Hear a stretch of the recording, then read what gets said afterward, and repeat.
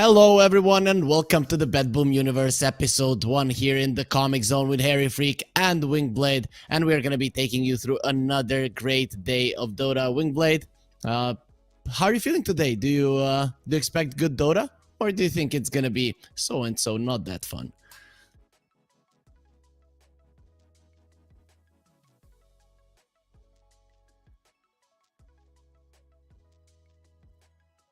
There is Wingblade, your mic might be muted. Oh. I can hear you. That's a classic. But everyone else now. cannot.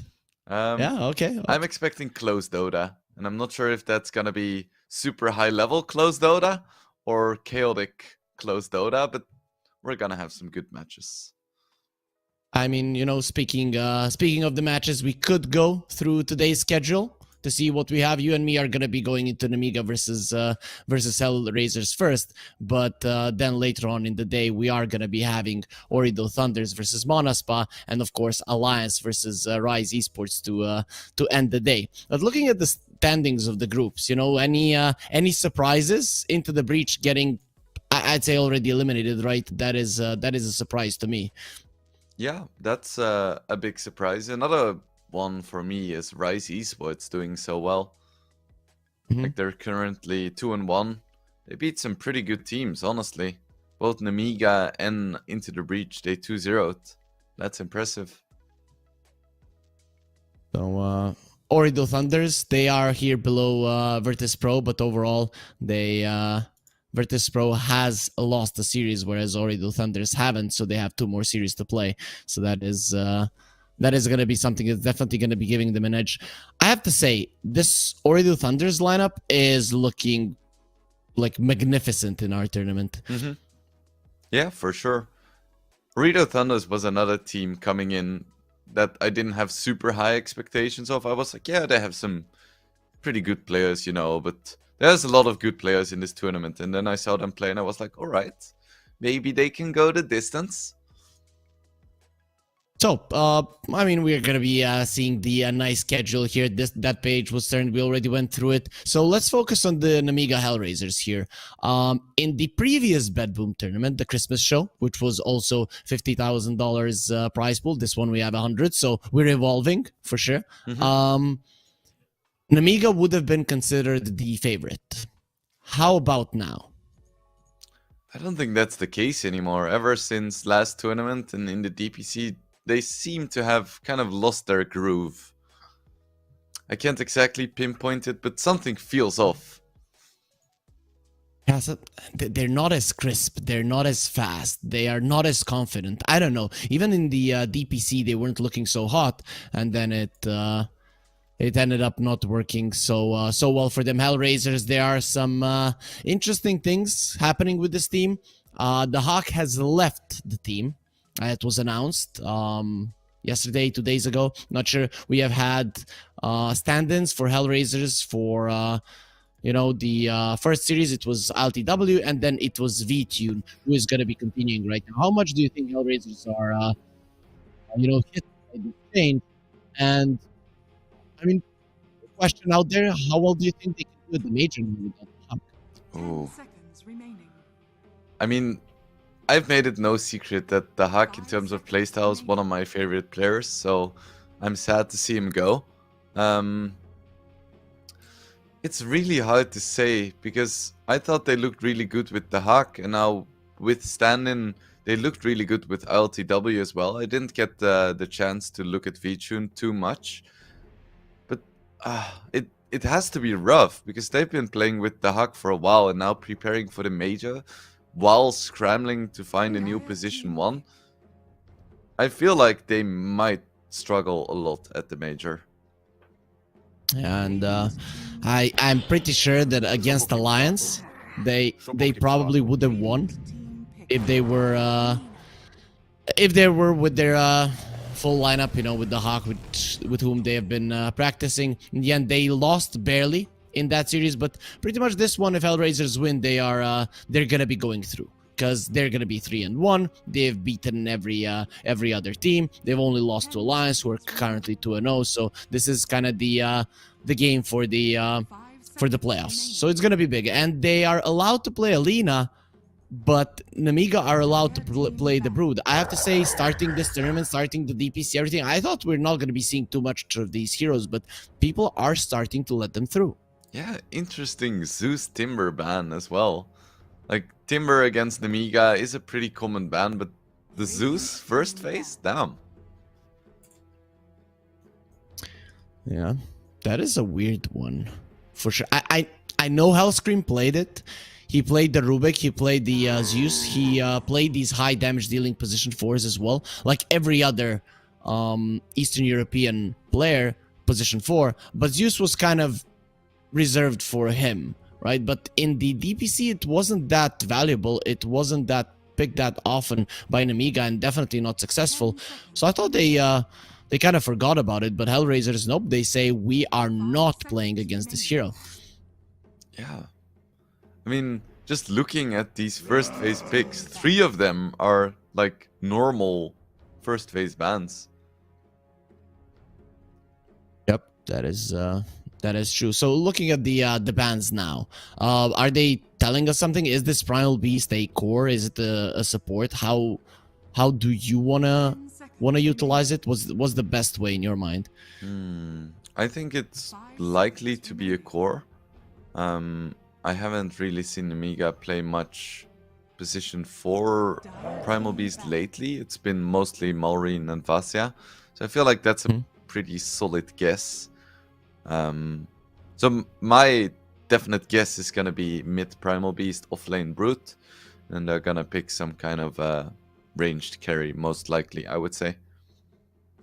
Okay, we'll see if that does work out. We have seen snipers, we have seen Drows versus the Lina. Are those good enough? Do you like those as heroes to play against the Lina? Yeah, for sure. I would expect either one of those 2 picks. Normally, I quite like Ursa and Faceless Void as well, but having 3 melee cores is really awkward. Especially because Primal Beast and Brute are actually melee cores that want to attack in melee range as well. Because you have other cores that are technically melee, but it doesn't really matter as much. But for Brute and Primal Beast, it definitely does. So they ban out the OD, that's a Kiyotaka special. In the DPC, this was always banned out for him because he's a beast on the hero, knows exactly what to do. The laning phase almost always goes well for them. They will ban out the Ursa. Interesting fact though, when Rubik has a shard, steals Earthshock, and uses it, and the Ursa has a shard as well. Once the Rubik uses it, Ursa's animation for the shard does proc and he becomes enraged. I saw it a couple of days ago. It was really fun. He obviously doesn't get the effect, but you can just hear him roar, you know, and he becomes all red like. That's some classic spaghetti code. Okay. We get it, techies. That has been a staple. Antares has played it. Solo has played it. It is looking like it is going to be a position 4 here for Hellraisers. Yeah, I think so too. Treant is a classic solo hero. Yep. So what's the response? We were talking about the Drows. Are they gonna come out right now? Something along those lines. Okay, that's a hero that goes well with both the Brood and the Primal Beast. Just a really strong hero in general. You get a free 4-staff, and the Moetimer's Kisses are really strong as well. I like Snapfire as a hero. I think she's very well-rounded, very strong.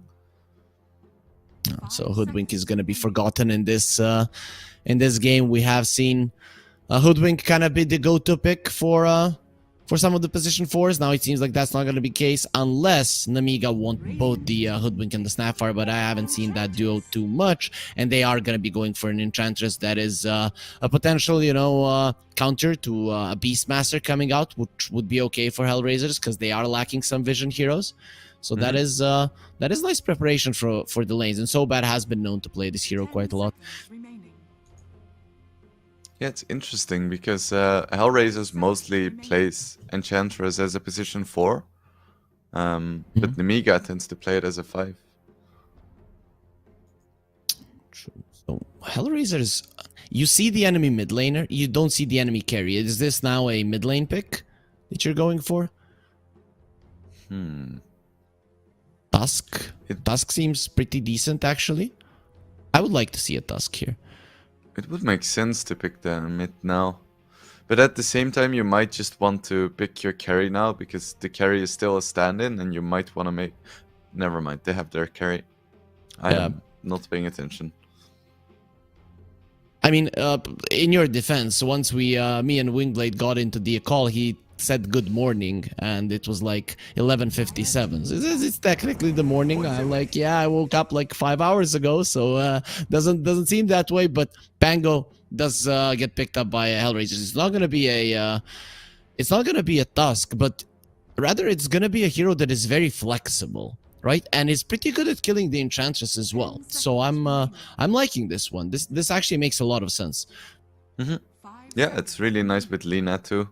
Because you don't really need any more like carry power from the mid lane. You just need someone to create a lot of space.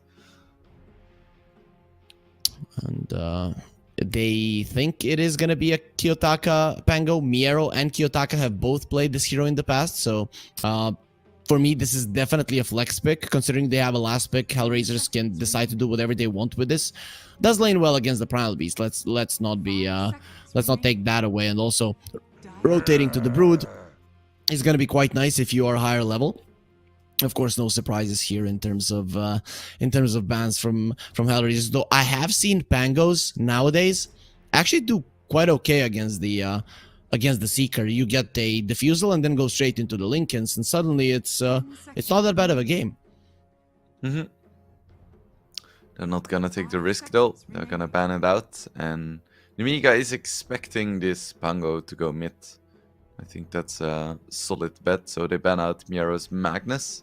This is really a luxury position for Miero, being like the position 3 off-lane player and getting last pick. That has to feel great. I've never been able to really pinpoint what Miero likes to play, because he has been very versatile. He's kind of been, the underwhelming core, but he can play everything, right? These guys, they get their preferred picks, and then, okay, what do we need in the draft to round it up? Miero, your hero. And then he gets it. And he doesn't, like, play super flashily like Kiyotaka. He didn't win some of the games like the Hawk, but every single time he was consistent. So it's always hard for me to say, okay, Miero is going to pick that hero, because I really don't know. It's hard. He's pretty versatile. Yeah, I believe there was a period where he just built Guardian Greaves on every single hero. So you would have like the Miero Legion Commander with Guardian Greaves, just saving people with his heal. The same for like Magnus and a lot of heroes that don't usually build Guardian Greaves. He would just play super team-oriented, super defensive. And then there was a period where he got like Lycan, Night Stalker, Visage, Prophet every game. And he was doing like semi-carry builds on those, so it's really hard to know what to expect from this guy. So we were talking about Drow Sniper. Drow has been banned, Sniper has been left in. Do you still want to go for a range carry here? Is there anything else other than the Sniper that you'd like?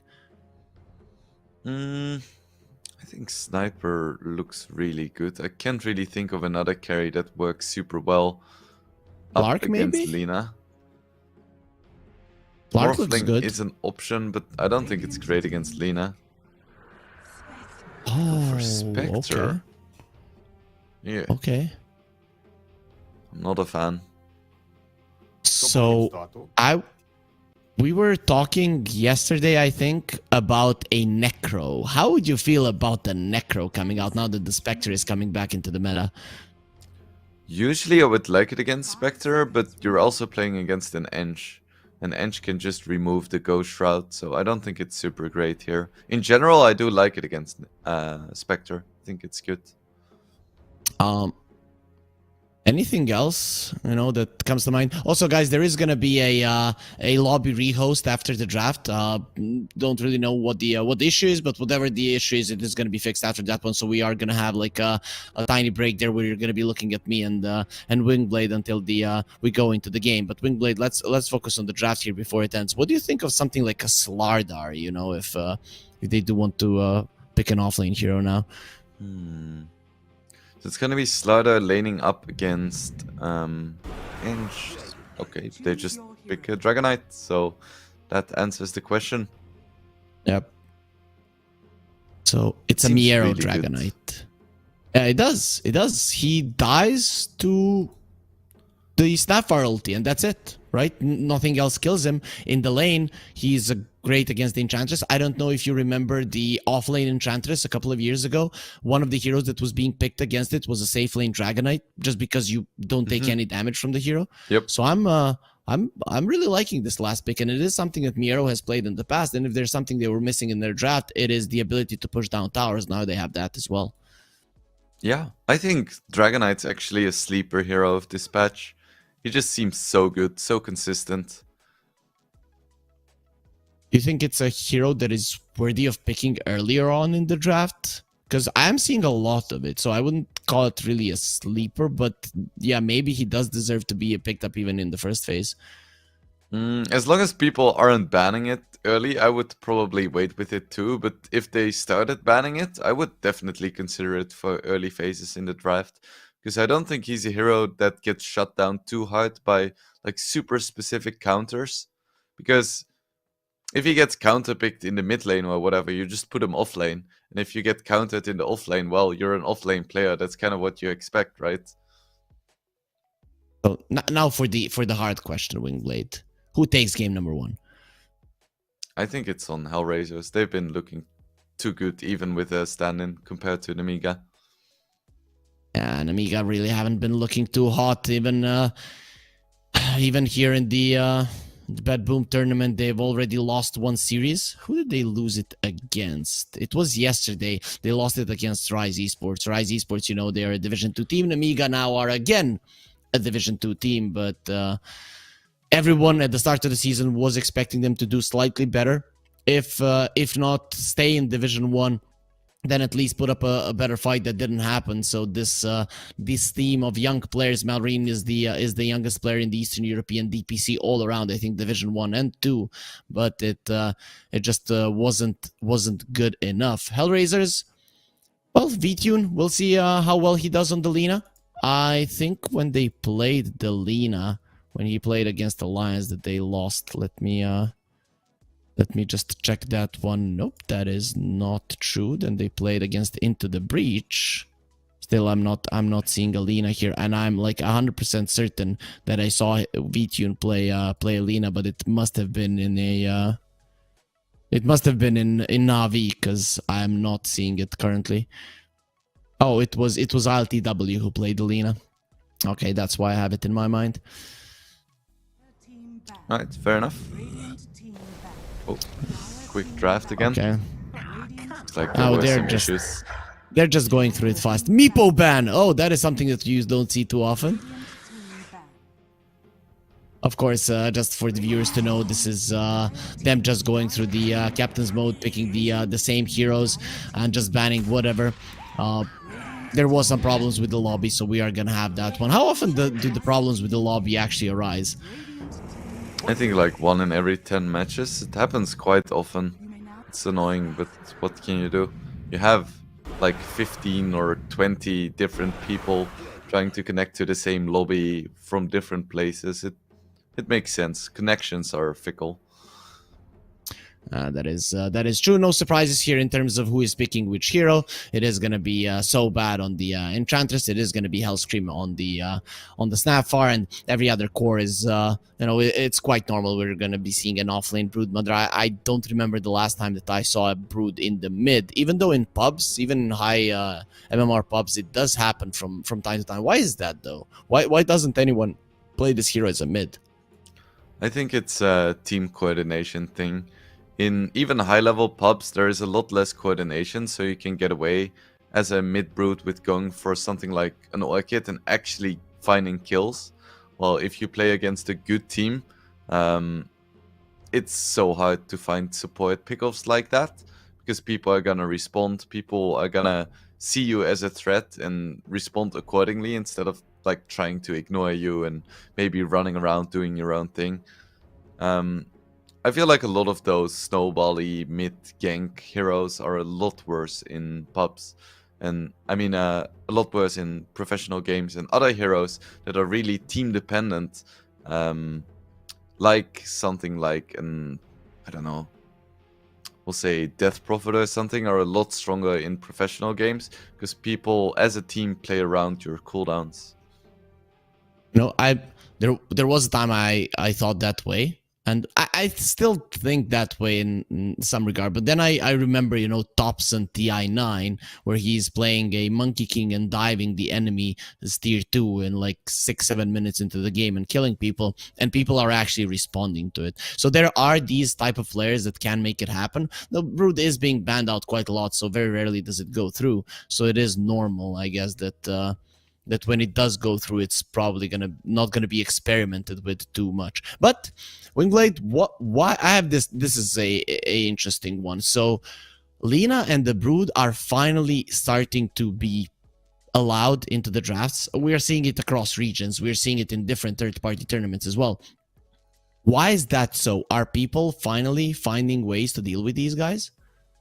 It looks like it, yeah. It took a while, but I mean, as you mentioned, Alliance beat Lina, and she's not unbeatable as a hero. But at some point, people have played against it so many times that you kind of start to get a feel for the hero. And it's not like she is reinventing the wheel or anything. She's building the same items pretty much every single game. So at some point, you get familiar with the way she plays, and you start to find ways of playing that work against her. I have to say I got creeped out a little bit there, but you are nothing from the Spectre, you know, like voices in your head telling you something, as we are constantly telling our viewers to click on the banner below, getting in their heads so that they can get $15 free on their first bet if they are new. And we are getting new people on the stream every day here, Wingblade, as we are getting later on into the tournament, and I'm guessing there's going to be even more of them once we get into the playoffs, and the 4 directly invited teams do come and join the Dota action here at BETBOOM Universe Episode 1 Comic Zone. Looking at the bounties, though, in this game in particular, Hellraisers, they get 3. Very nice start for them. I think all of their lanes look pretty nice, actually. You have the Pango against the Primal Beast. The DK should do absolutely fine on the top lane. And you have a Lina Treant against Brood, so that should be okay enough until Brood hits like level 5, level 6. And then at that point you may have to swap the Lina and Pango around. But it looks really nice for them in terms of lanes. Is the Brood one of those heroes that the Treant cannot stay in the lane against and defend the tower? I think Treant can do okay, but at some point the spiders are gonna be too much. But it definitely helps to have a Treant.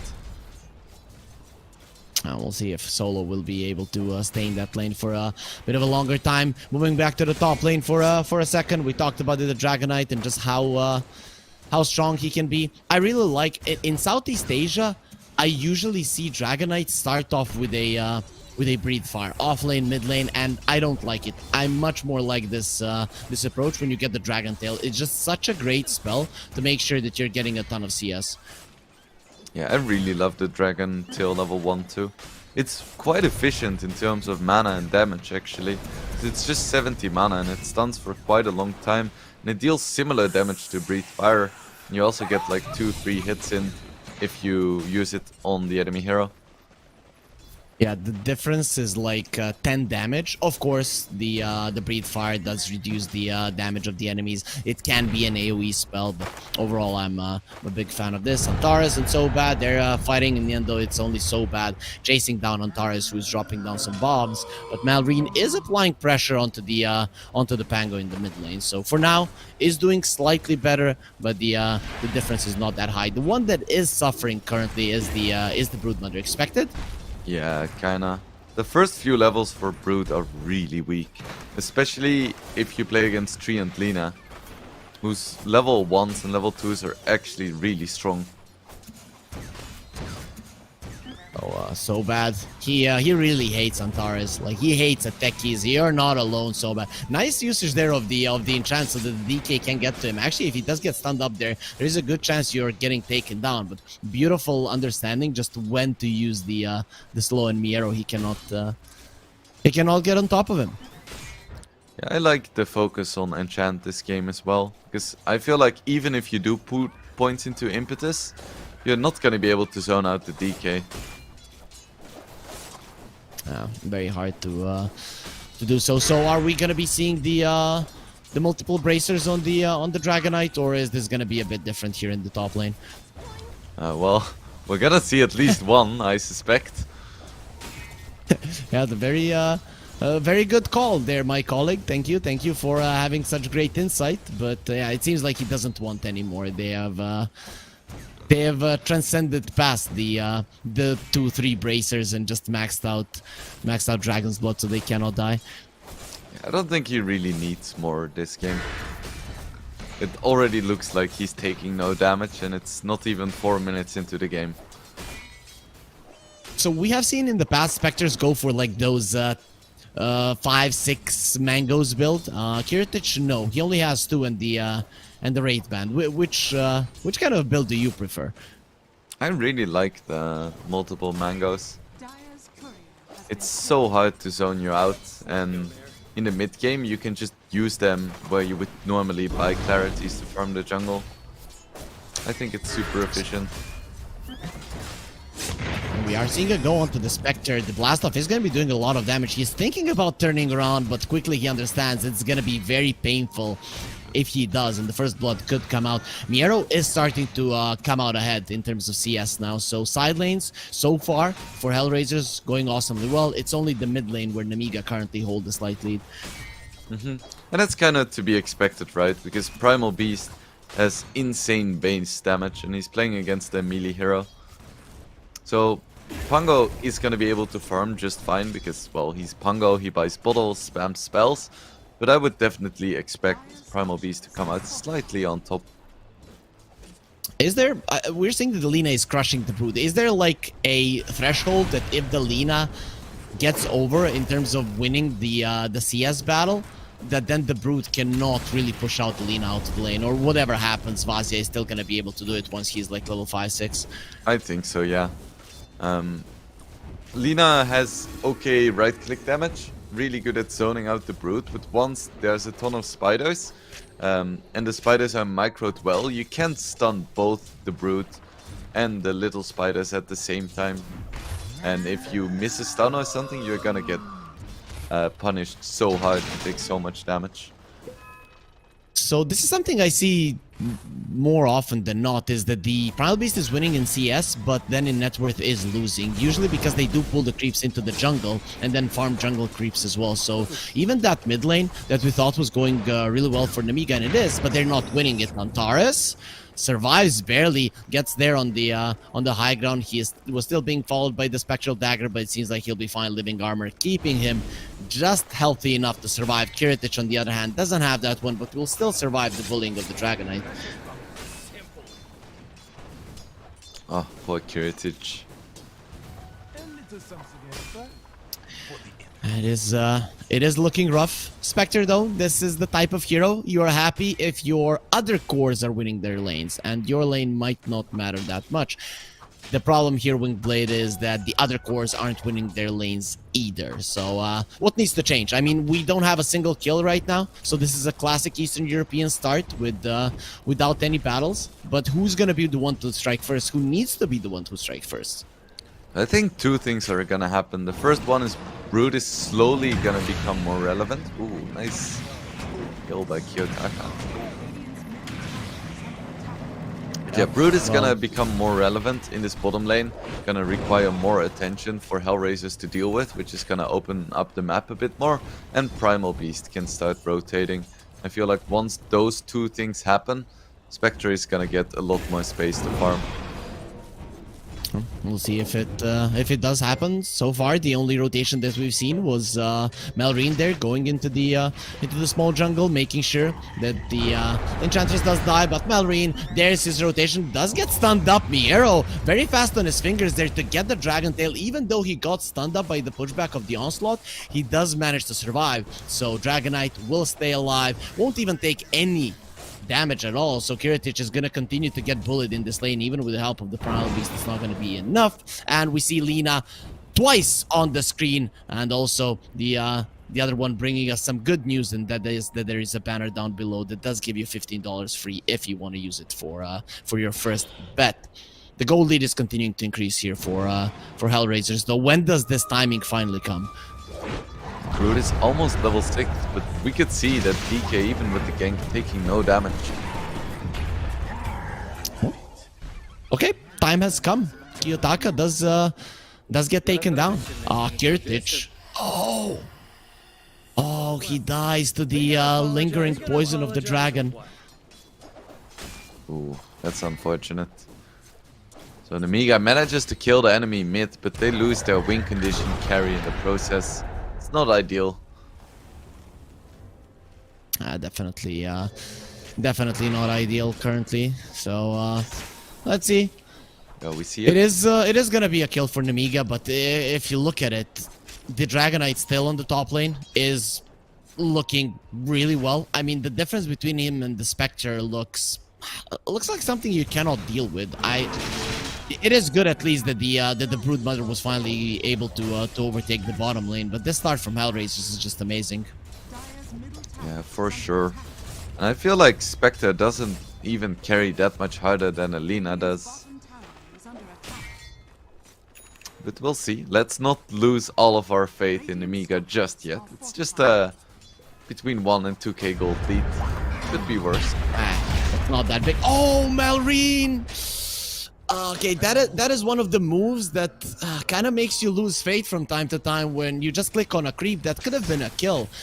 Or at least enough of a damage done to a Pango for him to have to pull back. Good things do happen for Nemiga around the map. They do get a tower on the bottom lane, but Malrine, I can see that this guy is phased that they weren't performing in the DPC and now in the BETBOOM tournament as well, because just 2 months ago, this guy wasn't making any mistakes.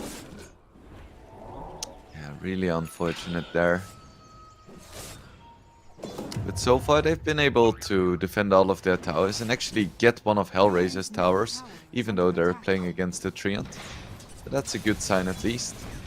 If there is a way for Spectre to come back, it's definitely gonna be because he has a lot of space with his tier 1 still being alive. They are trying to pressure the mid lane tower as well, and gonna be diving onto Kiyotaka, but he gets himself out. Now with the Rolling Thunder, you are the ones that need to run away. Kiyotaka actually doesn't want to go forward. Their damage output really isn't that high. Lina is part of this engagement as well, comes to the mid lane tower to defend it, but there is going to be a TP to the top lane to make sure that the Spectre does live. Miero will get pushed back, but he's not going to be going down to Malrine. Or I take that back. Miero, it is going to be the dagger. That would be a perfect one. Kirtish comes in, slays him, but he makes a mistake. He doesn't return to his illusion there back, and because of it, he's going to be going down blade mail. No one is afraid of that one. The bomb will stick to him, but he will die before the explosion. It is going to be his body destroyed into 100 million pieces after his death. So they do bring down the DK. They lose the Spectre. Considering the difference in net worth, I'd still say that's okay for Nemiga. Yeah, I think so too. Miero really needed that second bracer, I think. He would have lived for sure. Tower in the mid lane, it might go down as well, and Brood isn't here at all. Brood has been left alone. This early mid game is looking good for Nemiga so far. The thing that their lineup needs to do, they're doing, and it's exactly as you predicted. Good things are starting to happen for him. Miero is closing in on his blink though, and that could be a big timing for Hellraisers. They're gonna have Diffusal, they're gonna have blink in something like 2 minutes. Tier 1 towers are starting to fall. I feel like this could be a big point for Hellraisers to start pressuring. For sure, but currently, we can see that Vazia is pressuring the bottom tier 2. Of course, Living Armor is going to make it a little bit tougher to go through it, but that is going to expire. Someone needs to deal with this, and you're going to have to go through some heroes of Nemiga. We're going to be seeing Kirtich. He doesn't have the greatest win rate on the Spectre, but it is what it is. He's going to try to improve it in this game. So it looks like Hellraisers has 2 heroes that would usually play really well against the Brood. Ooh, they're gonna go. See if they can find the Brood. They found Vazia. That is a big kill if they can get it. Overgrowth is going to be used. Okay, if they can get it. That was more than enough damage on Kiyotaka to bring down the spider. And finally, you know, after the laning stage, the spider was left to his own accord. But finally, it is going to be Hellraisers punishing him for it. Yeah, I was gonna say, I wonder why Hellraisers don't put either the Pango or the DK on the bottom lane, just statically defending. But it was because they wanted to set up a kill. Makes sense. Okay, they are going to be going for the Spectre, taking some damage here. One more explosion, not going to be coming out. And there is going to be a death hero on the map, though it's not going to be on the side of Nemiga. It is going to be Malrine killing Kiyotaka and just showing how much damage this hero can actually do. I thought for a second maybe they used Mortimer's Kisses, but nope, it was the Primal Beast all on its own.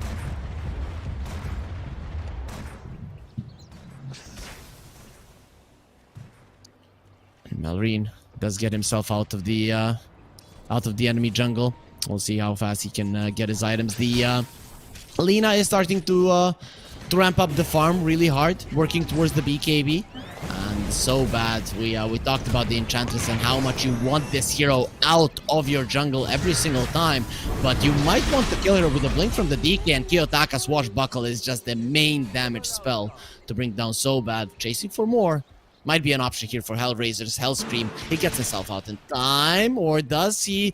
The defusal slow will be enough for the Dragon Knight to close the distance. No one is coming in to help here, and it seems like they have left their supports to die. Kiyotaka needs no help. He plays around with supports, and he gets a double. Yeah, the Lance of Pursuit on Pango is so nice. If you hit someone in the back, it's more than 100 extra damage. Oh, yeah, that is true, actually. I always wonder why Pangos do so much damage. Now I'm actually now I know. So it's the Lance of Pursuit that makes all the difference. BTune has a double raindrop. What's up with that? He just wants mana regen, I guess. I mean, raindrop is one of those items you buy without a second thought. So maybe he just clicked it twice or something. I don't think it matters too much. It's like it's similar to the mangoes. It's nice value. Okay. There are gonna be some heroes dying on the map. 2 position 4s are dead. One on Hellraisers, of course, one on the side of Nemiga. And Malrine is here, thinking about engaging. Rolling Thunder from Kiyotaka, not gonna be happening. He come in with the Haunt. Miero needs to stop this one if they want Kiyotaka to live. And he is not going to. Miero going for a TP out, will be successful with that one, but let's see if Solo will as well. He has been enchanted, he has been slow, he has been taken down, and Vazia gets a double. The first rotation from the spider here towards the mid lane is going to be very successful for Nemiga. Yeah, for sure. And I really like how active Kiritich is being as well on the Spectre. With his Blade Mail, he's just joining as many fights as Haunt allows him. Malrine on point. Miero jumps in and the Dragon Tail doesn't connect. That is usually a spell that is very hard to dodge. Almost instant in the dragon form, instant if you're in your melee form, but here it's not going to be good enough. Malrine already wanted to get out, and that's exactly what he's going to do. Kiritich working towards his Aghanim Scepter. This is going to change a lot if he can get it in time, and it's looking like he is well on his way to it. Yeah, and I like him killing stacked Ancients as well with Blade Mail. That's actually one of the faster ways you can farm on a Spectre. Let's see now, there are 3 shards on Hellraisers. That is gonna be quite huge. Poor Hellscream. I mean, every single time I see him, he just gets bursted down without getting anything off. I don't think I've seen a single Mortimer's Kisses used in this game, or even, I mean, I've seen very limited impact coming out from the Snapfire whatsoever. Yeah, he's been kind of the sacrificial lamb this game. BKB was used. Malrine does kill Solo. Is that worthy of a 9-second BKB? He's still gonna be chased down, but Nemiga finish off at tier 2. Malrine, they want him, and they're probably gonna get him if they just so spot him. Okay, they don't know where he is. That is a big beast, but they cannot find him. Kiyotaka is gonna be going forward. He gets himself stuck, and now finally we will find you. You can trample, you can have your temper tantrum as much as you want, but you are getting blown up. It is gonna be BTune that gets the kill. He didn't want to come into that fight for nothing. It still does come at a cost. This bottom lane is in shambles for Hellraisers. Nemiga somehow managed to equalize the gold though. with that tier 2 on the bottom and just so much space being created by Enchantress and Brood Mother bottom lane. They've been doing a pretty darn good job, especially because the start of their laning stage looked really bad. Yotaka? He is all alone, and there the Mortimer's kisses Pango. He is known as a ladies man, shouldn't hurt him, but in the end it does, and Hellscream finally gets his revenge. So it is gonna be a nice kill here for Nemiga, and every single time Hellraisers send someone to deal with the bottom lane, it doesn't end too well. So Bad is gonna have a Force Staff as well, which is gonna be really nice for getting these Nemiga heroes out of trouble. Definitely Force Staff, the item of the meta. Lina continuing to farm. V-Tune is working towards the Boots of Travel. That is going to be allowing him to be a little bit more present on the map. We haven't really seen V-Tune come into the fights too much, and I have to say, it is a night and day difference between how the Hawk plays Dota and how V-Tune plays Dota. And I'm not sure how well V-Tune is going to be able to implement himself into this one. We're seeing the odds getting more and more, you know, in favor of Nemiga, or they're not as highly in favor of Hellraisers as they were at the start of the game. If anyone wants to use it in the chat, they can definitely click on the banner below. But straight into the Roche pit, Hellraisers finally want to make something happen, and they're going to go for the big objective. Yeah, I'm surprised they didn't do this earlier, because they have a great Roche lineup. Let's see what they can do with this Aegis on the Lina. Okay, Yotaka roll up now. He has everything to keep himself safe, and they're gonna have a follow-up stun onto the Primal Beast with the Laguna Blade. He still has a BKB, half HP, but they have the ulti there from the tree, and he's not gonna be moving. The roots are gonna be on him. He doesn't have the onslaught. He doesn't have the life. Antares kills him with the right click, and he's gonna find another one. People start blowing up when Antares plants his bombs, and that's gonna be 2 quick kills for Hellraisers. They also got the Roche, so the sequence of events, amazing for them. Let's see if they can get a tier 2 as well. Would be really nice for them to be able to take the enemy outpost. Miero is farming the enemy safe camp, if you would call it, but nowhere is safe if Hellraisers are on your side. Spectre showing off her Shadow Step, showing off the shiny new Aghanim Scepter, though really no one on the side of Hellraisers is going to be in any kind of trouble. Pango is again on the bottom lane. I want to see if Nemiga kill him once again, and yeah, roll up might not be enough to live. Mortimer's kisses yet again will be his demise. V-Tune does come over. You need to be very careful. You might have the Aegis, but you might even die twice, especially with the Spectre coming in. BKB will be popped. He doesn't even want to give the Aegis away. Smart choice from V-Tune, but Kiyotaka making mistakes. Very, very unexpected coming from his side. He was the shining star of this team. Yeah, he's been dying a lot this game. I mean, Maureen has died a lot less, even though his team was struggling at the start. Then again, he is a Primal Beast, so he is insanely tanky.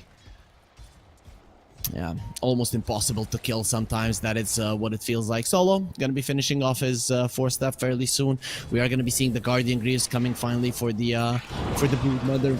That hero that was losing the lane heavily, well, now is the highest net worth on the side of Nemiga.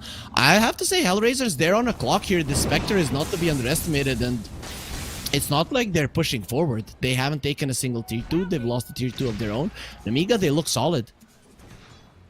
You would favor Nemiga in the late game? In the ultra late game, maybe not, but like in the 40 minutes into the game, I think I would. Yeah, I can definitely see this Spectre being an issue. At the same time, Lina could build a Silver Edge, and that would help quite a bit, I think.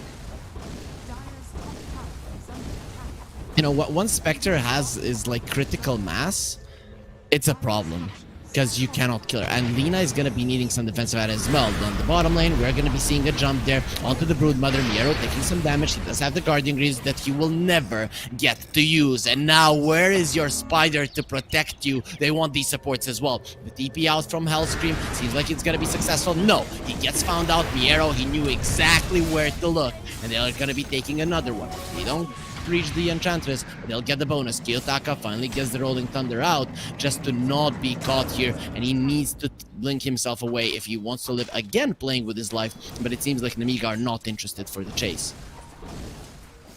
Miro's gonna have his BKB now as well.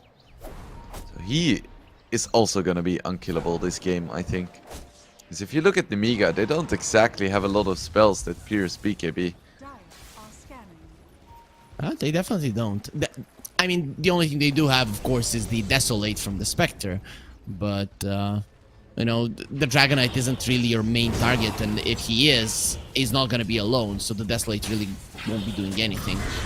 Vazia, finally he's going to be found close to his own base. Oh, the Swashbuckle misses. They're going to be stunning him, but here comes Mallory, starts smashing the ground with the head of this tree, and Hellraisers, you might need to bail. They don't want to, though, still having the Aegis going forward, retune, doing some damage, not going to be enough. They did get a kill, but did lose one hero for it. Hellscream comes forward, the Cookie's not going to be connecting the arrow. He is hard to kill, but not impossible. Getting low still onto the high ground. If you go, Delina will be waiting with the immense attack speed. Touchable will be helping there a little bit. Rolling Thunder, Hyotaka has it yet again. The jump in from the Dragonite, not going to be finding anything, but they have found so bad. This time around, they're going to have the damage, and Hyotaka claims the kill. And Spectre completely out of mana. Primal Beast doesn't really want to engage here. It's just so hard to take down these Hellraisers heroes. For a second, I think they saw V-Tune low and they wanted to re-engage, but then they clicked on him and saw that the Aegis isn't going to be expiring anytime soon, and that's where they stopped. Because it looked like the Nemiga were contemplating on the idea of going full in. Yeah, for sure. Good restraint though, because I feel like that would have gone catastrophically wrong. Yeah, imagine your Primal Beast dies, then you probably lose a tower as well. That would be pretty bad. Let alone if Kiritich joins the fight there. We're seeing a nice close up there of his eyes and his forehead. He looks pretty much focused for this game, which is important. His team needs him to be that way. It's always a shame when players don't have their cams on. I don't know. You know, with the nice background that we have, these pictures they don't bother me. Of course, we cannot see the emotions immediately, but we see that look in their eyes, that willingness to fight. You know, Spectre gonna be going for Miero. They have the Force Staff to get him out. Silken Bola, Spectral Dagger. That's a lot of slow.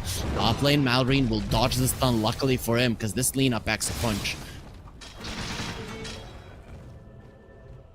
Looks like she is going to be working towards that silver edge. There is going to be a point in the game where Spectre suddenly doesn't feel that tanky anymore. She just has an Aghanims and is working towards a Manta now. She doesn't have anything like an Abyssal or a Skadi to tank her up. He's gonna be needing, I think, both of those items before he is completely ready. Did you just see that creep following Solo, and then they spotted him place a ward? He didn't care really. He still placed the ward in the sentry behind the tower because they wanted the tower dead either way. But that is quite unfortunate that one creep half HP is just following you between the lanes, and then the enemies know where you have placed vision. Yeah, it's a bit awkward, but that creep is just doing his duty for his team.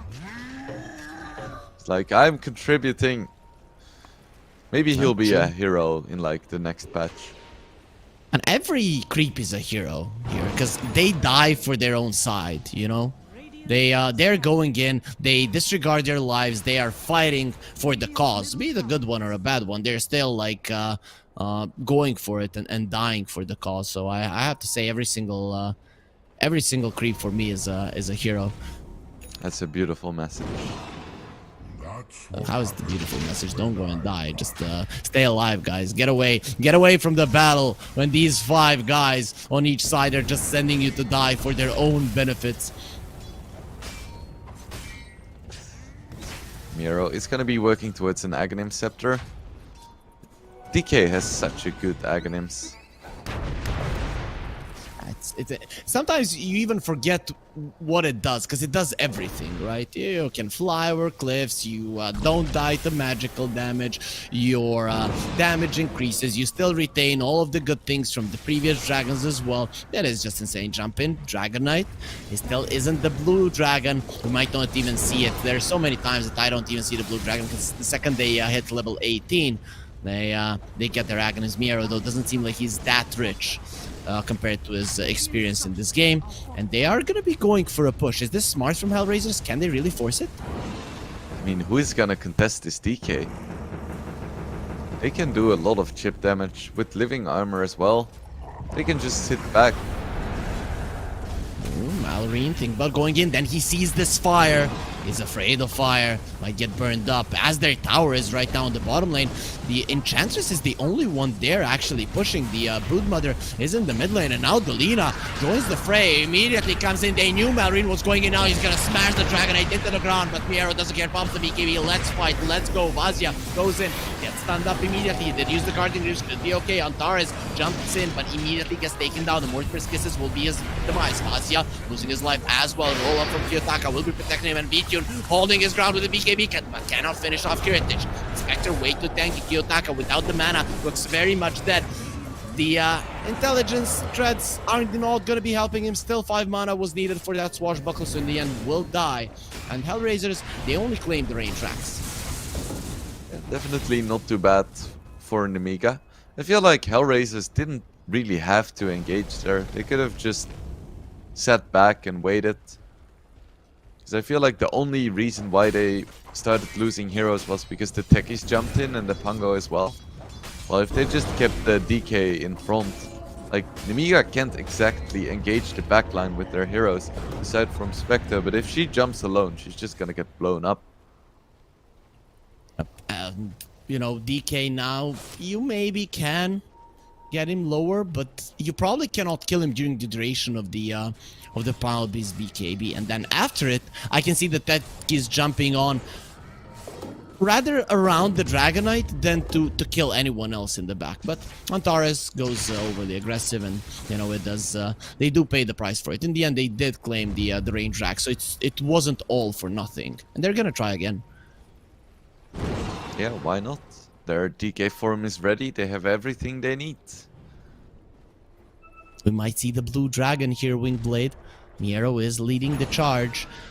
They will be going over enemy vision, but still inside of the smoke of the seat. So Nemiga, they have no idea about this. This might give them a false sense of security. Miero is searching for someone. He's going to be going in, but there is no follow-up immediately. The Spectre will get stunned up. The Force Dive is there. They send him in. Go and die! What? This is your carry. You cannot do it to him. Doesn't have a buyback if he had. Maybe coming back into the fight will be okay. Malorine now, without the Spectre, they know there's no use fighting this one. This is already a lost battle. It is just who gets out alive. Every man for himself. Nemiga, they want to get out, but the Broodmother has been found as well. Lina has been disarmed, but that doesn't matter. Still has the stuns. They still have the slows, and finally Vitune will get his 5 seconds with this Broodmother, but he only needs 2 for them to finish him off, and that's 3 heroes dead.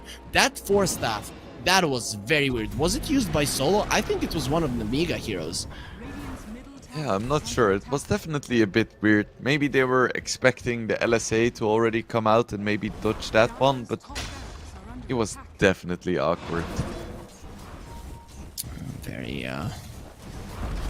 Very weird there coming out from Nemiga, but Spectre now does have a buyback. Obviously not going to be using it. The smoke from Hellraisers, you cannot ask for more than that. You kill 2 cores, you kill a support, you get the Raxes. Malorine without the BKB on the bottom lane. Kiyotaka in a little bit of trouble, gonna be silenced as well, but the Spectre doesn't want to stay there. Maybe she could have gotten this kill. Kiyotaka will have to go for the Rolling Thunder. If the real Spectre was here, this Pango wouldn't be. And Enchantress comes in, just one impetus. One impetus is all you need, but you do not have the movement speed to catch him. Kiyotaka, that's not the longest swashbuckle, not the one that you wanted. And finally, he's gonna be healing himself up, but the Spectre goes in again with the Shadow Step. Through the shadows, he's not gonna be going in. He has used the full haunt actually into the Roche pit, where Vitune has already secured the Aegis for himself and has gotten himself out. Doesn't want anything to do with this fight. A techies being left alone to die. It is nothing Hellraisers cannot afford. They will leave their supports if need be, just to get out of that one with all of their other heroes alive. Treant almost died to Vazia there. Nice TP by Solo. Almost. It isn't enough. And Nemiga, they almost give themselves a good fight, but that's not gonna be good enough though if there are still people who believe in them. Yeah, could click on the banner below, get the $15 free for the first bet. 20-13, 8k goal lead. Hellraisers still ahead, and with this Aegis, it looks like that could be the one that seals a deal for this game. Windblade, what do Nemiga need to do to prevent it? I feel like they just need a few nice hand pickoffs. Maybe they would be able to kill the Lina if they just blink in with the Primal Beast and then go for the Shadow Step if she's alone. But I don't think she's gonna be alone very often anymore. Because I feel like Hellraisers know that they're in a commanding position, and now with the Aegis, they have no reason to tap the brakes.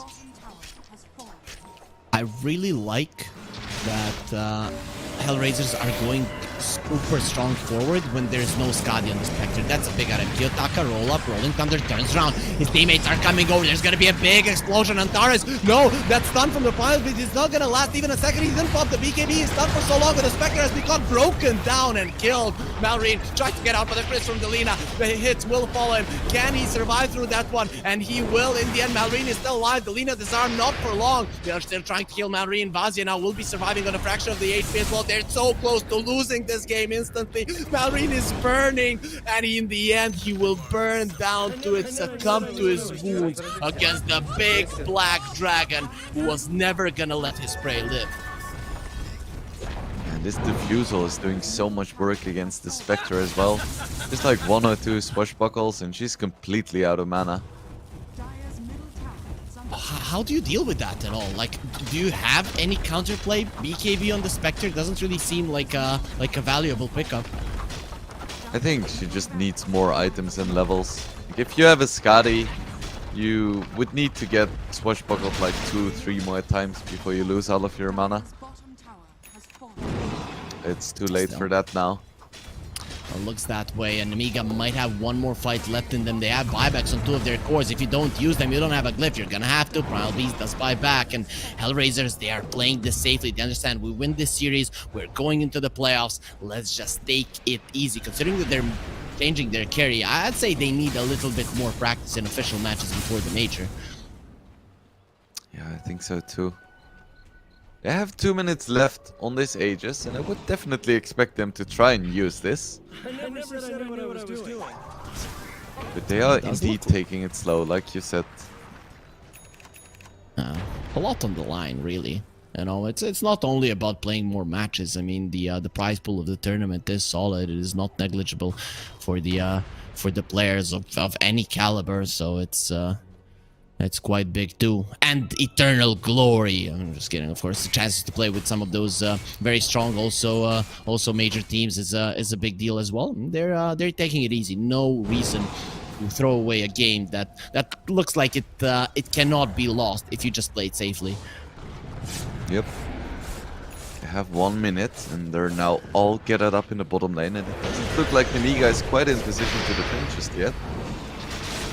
Disarm on Delina. She cannot attack, even wouldn't be anyways be able to do it against the Ghost Scepter. Vtune doesn't have that much mana, but he does have the attack speed and damage. Look at these Raxes go, they are gone. That's Mega Creeps. Now you need to be dealing with the overwhelming force of Hellraisers plus the Mega Creeps. Hellstream comes over, and he's gonna get that kiss of death before any of those Mortimer's kisses do come through in the backlines. We're seeing the Primal Beast trying to keep the others away, but Vtune doesn't care, all on his own. He can do it. He does have the help of the Dragonite in the end. The fight will be an overwhelming victory for Hellraisers, as will game number 1. So first series of the day starts off with Hellraisers getting game number 1, but there's still more to play here with play. Yeah, sure. I mean, it looked pretty okay at the start. Nemiga managed to minimize the gold lead. They defended their towers really well, but then Lina came online, and just the first Roche did a good amount of damage. In the second Roche, there was no stopping Lina at that point.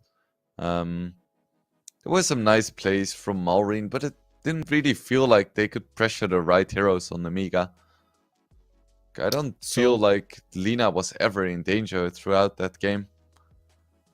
Where did it go wrong? Like, we saw a couple of times in that game where Nemiga were looking okay. Like, is it already going super wrong in the laning phase when you're losing that much? I think a lot of it comes down to draft. If you look at Nemiga's heroes, which hero is really gonna pressure this Vtune Lina? they have a Primal Beast and a Brute and like an Ench, but no one in the mid game can actually pressure Lina with BKB, especially because DK is constantly in the lane, just pushing out waves, and that just gives you so much space on the map. So even if you were to have the right heroes to actually kill a Lina, how do you even get there? I don't know. I feel like it's just mostly a draft thing for me. They put their faith into the Spectre, into the late game. They never got to that late game. They got smacked down in the mid game. As soon as the first Roche fell, it looked like an easy game for Hellraisers, and they ended it easily without Nemiga ever giving them a proper pushback. So game 1 will be going for Hellraisers, but game 2 might go the other way. Will we have a full 3-game series, or will Hellraisers take it 2-0? We find out after a short break. Stay with us.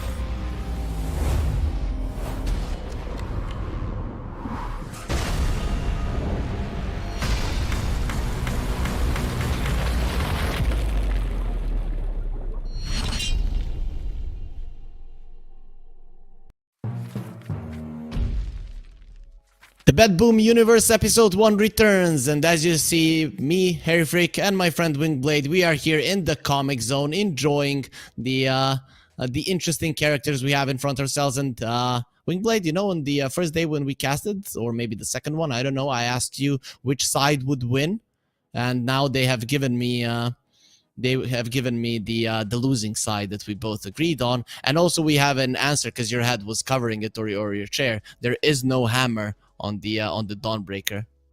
She's going with the Marcy fight style. But let's focus on the game ahead of us. So what kind of changes, because you did have a little bit of a problem with the Nemiga draft, would you want to see?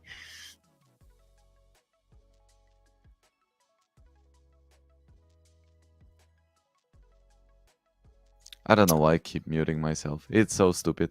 But I would like to see very aggressive supports that can actually get kills and pressure on the map. Because both the Eng and the Snapfire really felt like they were running around giving kills instead of getting kills. And I feel like that's just because you have like a Brute and an Eng. They're never going to kill anyone together. But if you have something like a Witch Doctor or a Skywrath, or just something that can deal a lot of damage, then you just pair them with a single stun, whether it be your offlane and your mid, and you can pressure the map. And I feel like that would help so much. Okay, let's go a little bit into player psychology here, not so much about the heroes themselves. So, Kiyotaka, in my mind, is looking much worse than he did during the DPC. Do you think that the Hawk leaving the team could have impacted his performance? Psychologically, not only in the game sense. Probably, yeah. I mean, Dota is a mental game, right? So whenever anything big is happening in your life, whether it be a teammate leaving or like your mother getting married for the second time, you know, it's gonna have effect on you. So I feel like we can't really say, well, he died in lane because the Hawk left, and it still bothers him. But it's gonna have some kind of impact for sure. imagine him like Solo asks him, Kiyotaka, what's wrong with you? What's happening? And he's like, the Hawk left the team. I cannot play the lane properly. Though Kiyotaka's previous nickname was Depressed Kid, so I'm hoping that that was like, you know, maybe a joke or something. That's not really that way. But you know, if he really was feeling that way, maybe a teammate leaving could have an impact on him. Because laning stage though isn't a problem. He had a couple of deaths on the bottom lane, and you mentioned it's not easy to get kills with a Brood and an Enchantress, but they still got a few there. But of course, that's in the past. There is going to be game number 2 in front of us, game 2 draft in front of us, and we are going to be seeing some heroes that were left behind. The previous one, Rubik, was banned, but DP was completely forgotten. Yeah, very interesting. And Nemiga picking up the Treant this time. So we're probably gonna be seeing a so bad Treant instead of a solo Treant. Who for Hellraisers plays the Prophet? The Nature's Prophet? No, the Death Prophet. I think it's Miero, right? I don't think it's actually Kiyotaka has played it as well. He has played it, yes. But Miero has played it most of the time. And overall, Death Prophet has been mostly an offlane pick, with the exceptions of Kiyotaka and GPK in the Eastern European DPC, who have played. But Kiyotaka, I would say I only have seen him play it once, maybe twice. You know, it doesn't really come to mind. Kiyotaka, DP, right? It's not his type of hero. But I think you are the one who made the analogy of DP and the Lesh being the same hero. Yep. They kind of do the same things here, and they might even lane against each other. Yeah, indeed. I mean, these two are just literally the same hero, so it's a mirror matchup, you know? Whoever wins that mid lane is the better player. It's just that simple. That is that. It's like SF versus SF, right? Yep. Literally the same. Okay, makes sense, makes sense. I agree now with the Lesh Bloodstone. You know, in the era of Blink, BKB, and the Yule's Lesh, I wouldn't agree, because then Lesh would be more of a ganking hero, but now he is more of a I go into everyone, do AoE damage, and survive type of hero, and that's exactly what the Death Prophet does. Though Lesh is gonna have a defensive hero on his side, the Treant. The Death Prophet on the other side, that's not going to be the case. So this time around, Nemiga are going to be the ones defending towers, and Hellraisers the ones that are trying to force them down. How do you feel like about this matchup of Death Prophet versus Treant? Do you think her push is strong enough to actually kind of counter the Living Armor, or is it the other way around? I think Death Prophet is very good against Treant, because Treant, with his defense, is just very good against chip damage, right? Slow push, and then slowly healing it up. It gives a bit of armor as well, but it's mostly about making sure that every time the tower is chipped a little bit, you heal it back to full. But DP can really commit for a tower, and like the little bit of regen and the little bit of armor isn't gonna stop an exorcism push. 5 seconds remaining. So, Nemiga, they're going to be banning some strong meta heroes. Clockwork, I think this hero is... I would first pick him every game. It's just so good. I've seen it being successful so many times. Maybe because it hasn't been first picked every single time. But it is just looking amazing in the current meta with the Vision and the Initiation hard lockdown, something a lot of the meta heroes are currently lacking. Hellraisers, they seem to be dealing with the... these carry heroes that Kiritich is pretty good on, especially the CK. He loves his CK. Hasn't been much successful with any hero currently, but is still pretty big on that one. Any heroes you still want to see removed, taken out? So they have a Death Prophet. You could consider banning out the Terrorblade if you wanted to. They're gonna ban out the Bloodseeker, picking up the Silencer. So that's most likely gonna be a Silencer Rubik support duo, which I'm not a huge fan of, but it is strong in lane. Whenever I see a DP and the Silencer, I just love it, because the DP just increases the Silencer's damage by so much, right? It's if you connect 3 heroes with the Curse and then 3 heroes with the Silence, suddenly the AoE damage in the fight is insane. All to me, I'm okay with the Rubik Silencer one. I would like a bit more team fight overall, but if the Rubik steals the right spell, it's gonna be fine. And there are some nice team fight spells. You can steal Split Earth, the Overgrowth. Both of them do come to mind. The Beastmaster, though, I like it. I really like it. Silencer isn't the best to deal with you in lane. Rubik and the Silencer, they don't deal with the Zoo at all. You could put an argument that the Lycan might be even better, but I'm fine with this. I think it's actually quite nice. Yeah, I like it too. And both of these supports are so vulnerable in the mid game to just getting roiled and dying too. Like, this is a great Beastmaster game. And now you can pick a carry as well that can be aggressive, because both Rubik and Silencer are really squishy. And if you have the Hawk Vision and you have an aggressive carry, you can do so much on the map. Yeah, it kind of makes sense why they ban out the Seeker and the CK. They would have been perfect for Nemiga. So Nemiga, they need to pair up something with the Beastmaster. Hoodwink, Snapfire, Techies. Those have been the heroes. Which one do you prefer? I think the Techies worked really well. They could also go for the Zeus this game. It isn't banned out in the first phase. They're gonna go with Phoenix. Interesting. They're playing against a lot of silence and ranged heroes.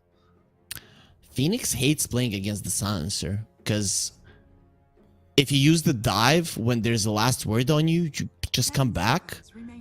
Even during the dive, you can pop the global silence and you again come back.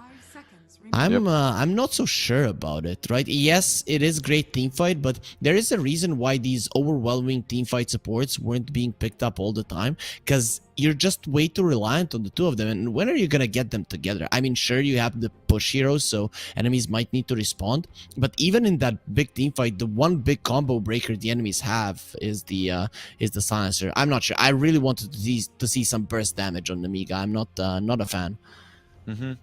Yeah, it is nice with the Treant, but like you said, they have a Silencer, so it's gonna be so hard to get off the Egg plus Overgrowth. So I would have preferred something like a hoodwink, like you said as well. They're gonna go with Ursa. Makes Yeah, sense. I was That's about to say. the aggressive carry hero.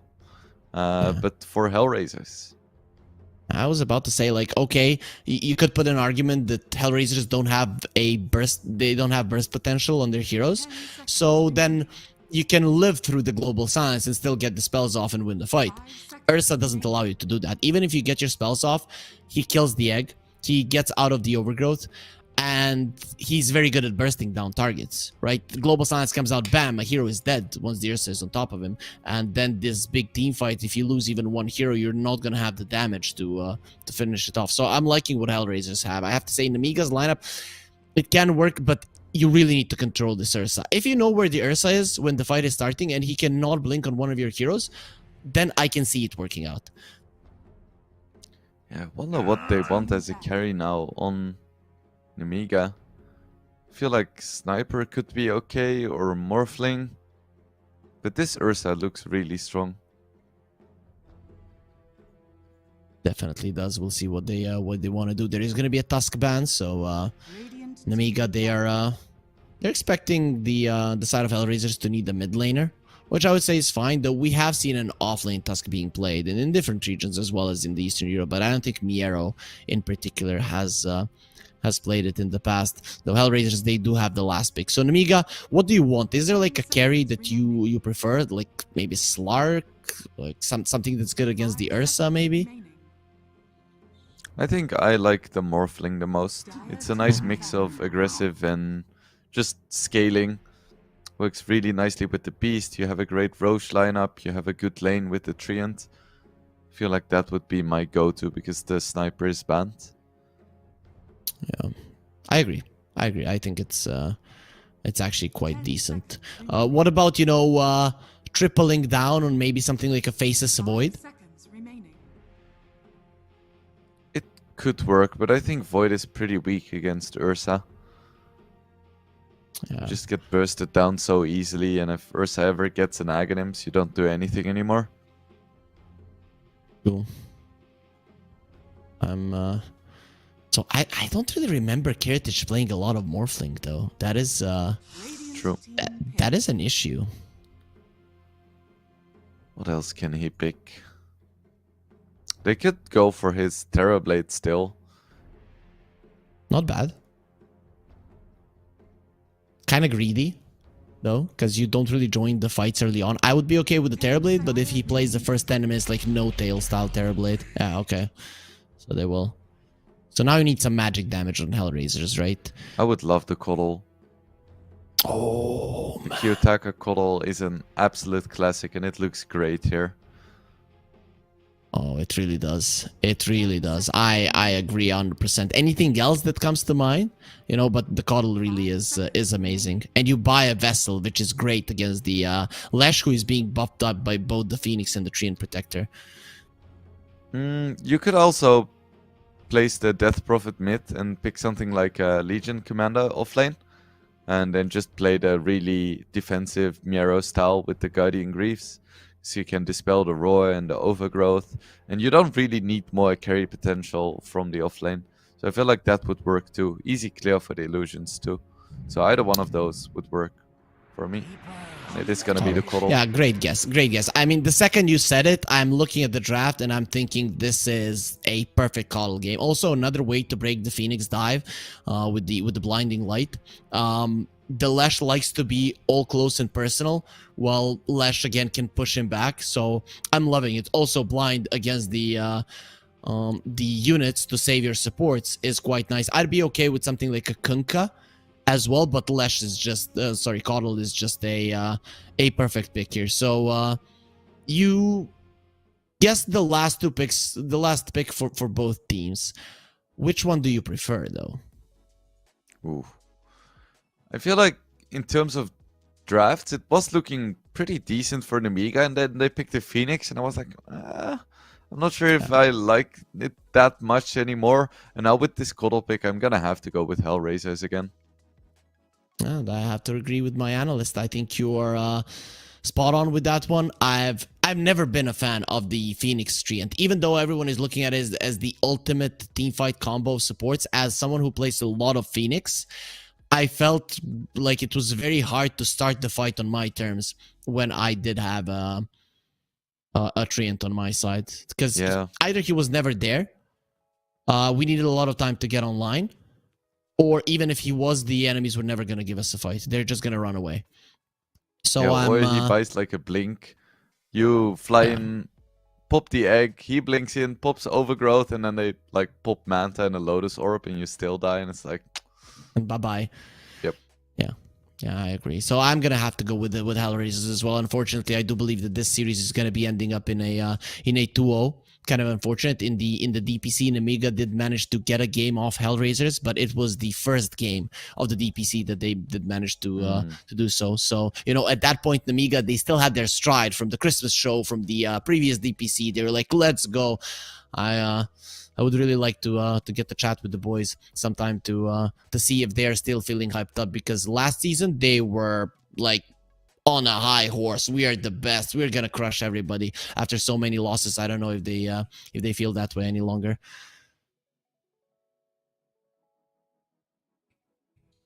Be getting into the game soon. We will. We need to turn the page. There we go. I was gonna say, I don't think we have a rehost this time. No, We're already man. smoked. Oh, we are going to be having some smokes, you know, so action is always there. If you guys can get that click on the banner down below between that one, that would be fine. But we are seeing that the odds are going to be going in favor of Hellraisers as expected in terms of draft, in terms of who is playing what. But they might actually lose the ward here if Nemiga check the high ground. Come back to me, come back. It's not meant to be. Yep. Okay. they already put down 4 sentries. No, 3. Okay, but they're blocking the coddle camp, so he's only gonna be able to farm 1. Okay, they blocked every single one of his camps. Well, that's what Reddit always says about countering a hero, right? Just block his entire jungle. Yeah, like why wouldn't you? Really nice vision coming out from Nemiga. I like it. What I don't like is that the Phoenix isn't the greatest to invade. The hero is very easily brought down, even with the mobility spell, to get himself away, especially against the hero like a coddle. So that I'm not a fan of. If they had something to poke there, to once you're dewarding, you're taking some damage, you can even reblock that camp, something along those lines. Phoenix, not the best for this. And this Phoenix is really destroying this whole Nemiga lineup for me. I hope I'm wrong and they can make some of these fights happen, but it's just every single little thing I'm thinking, oh, but the Phoenix is going to be a problem. He can't do that properly. Oh, the Phoenix, just not a good way. But let's talk about some of the other lanes and leave the poor Flaming Bird be. So the bottom lane, how does that one look? Is the Terrorblade going to have a solid time? I feel like the Terrorblade might struggle a little bit against double ranged heroes with magic damage nukes. Treant is a very strong lane support, but I don't think he's that great against DP Rubik. So that worries me slightly. Yeah, I also feel like if to win this lane for Nemiga, you have to go on the aggressive. You have to get kills once you use the meta, or at least force Hellraisers heavily back. And considering they're keeping the Terrorblade so low, if you would pop a meta with this kind of HP, you'd just get pushed back again. Yeah, you just take more damage because you're ranged. Look at Hellraisers, how annoying. They don't care about the tree. They're just spamming down Kiritich. It's the tree is not important to them at all. And now he uses the sticks, goes for the meta, and Hellraisers are standing their ground. Let's go, Kiritich. Let's see who wins this one. Actually, Miero, you have to be very careful because the tree packs a punch as well. Okay, he cannot go in through the trees there because the Rubik is hitting, but finally he's gonna be seeing one more slap, and So Bad has the heaviest arm on the lane. You ignore the tree, but the hero does a lot of damage and cannot be ignored so easily. That was so greedy by Miero, going for that final Crypt Swarm. Even though level 1 Crypt Swarm only deals 75 damage, and that's not even taking into account magic resist. Radiant's middle tower is under attack. So no struggling in this lane for Kiritich. 10 CS, his support gets the first blood. You cannot ask for more than that. I mean, he's still gonna be annoyed, but so far so good. I still think he's gonna struggle, but this buys him some time at least. Okay. Now, so bad he has shown himself to be a problem in this lane, and Hellraisers are not going to be ignoring him any longer. They get all of the hits into the Terrorblade rather than the one armor treant, and now they're going to say, we're going to hit both of you, with the lane being pulled back. It's a big deal, and now Vaziad of V-Tune is not going to let that one go, but it's actually Solo that gets the kill. Nice blocks coming out from Hellscream. V-Tune gets dangerously low, but is still surviving. One more hit actually needed with the Aftershock. Sorry, with the Earth Shock.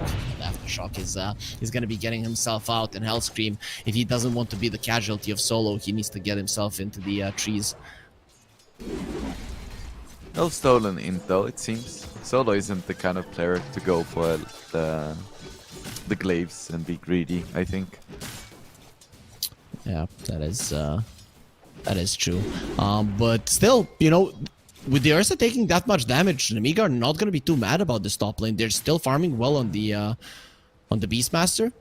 And Hellraisers, they don't really have the region currently on them to sustain this lane properly. Hellscream wants to go forward. The last word will be there. We talked about it. He's gonna wait it out, and they're looking towards V-Tune.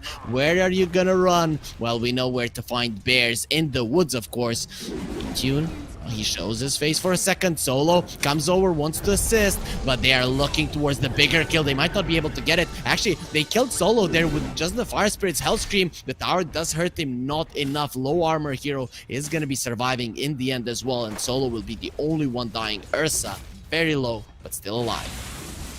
I think V-Tune is very happy about his support dying there, because he can bring him some more regen. That's not gonna be too happy though for Nemiga.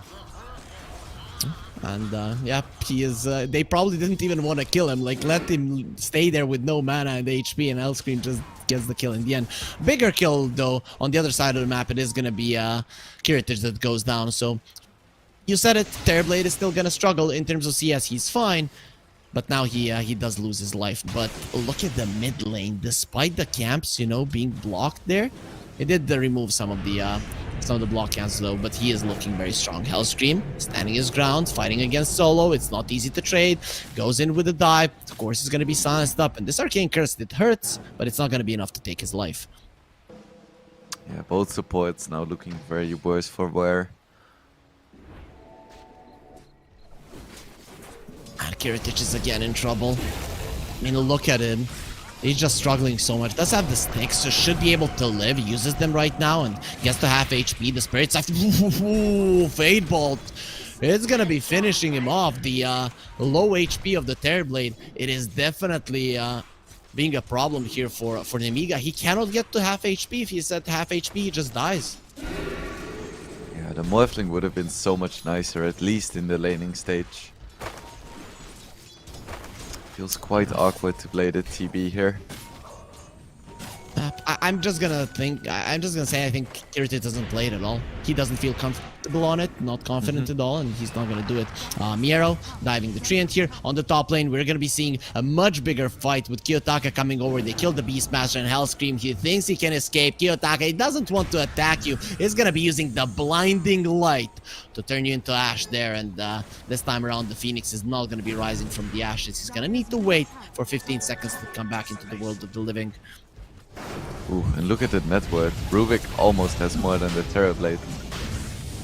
Roche on the side of Hellraisers, and no, Roche on the side of Roche feeds on Malrine, who has killed Solo. Anyone who invades my cave is gonna be ending up this way, and it is very important for Roche to attack while the enemy heroes are weak, because later on down the line he's probably gonna be the one to get taken down. Ooh, and TB queuing up the Midas. Now that's a tilty move if I've ever seen one. Huh? Really? Like, oh You, shit, I'm you getting don't like it? completely wrecked in lane. I'm gonna have to farm for 25 minutes. And that is true. But I guess the it used to be for me when the attack speed did not affect illusions, but it was only the stats. For me, for illusion heroes used to be like a grief item, but now, you know, your illusions are still going to be attacking faster, so means even more farm, so I can see the benefits of it. I'm just very afraid about the timing where V-Tune has his Beta Fury, Blink, and BKB. I feel like Nemiga is not gonna be ready to fight that. And you have a Manta on the Terrorblade. Yeah, that's that could be very much dangerous. Though if I was this Terrorblade, I'd go Yasha, BKB, Skadi. I think you cannot get away with going for a Manta. You're gonna be dying to the Coddle way too much, especially now when you have a Midas.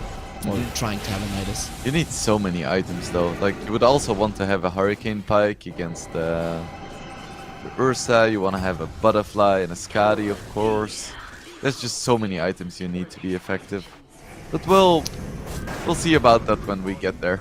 Oh, damn. And Hellraisers are everywhere. On every single part of the map, they're striking. The side lanes are in their favor. It is gonna allow the Lesh to push the mid lane, but it seems like Hellraisers don't care. They just want to be playing fast.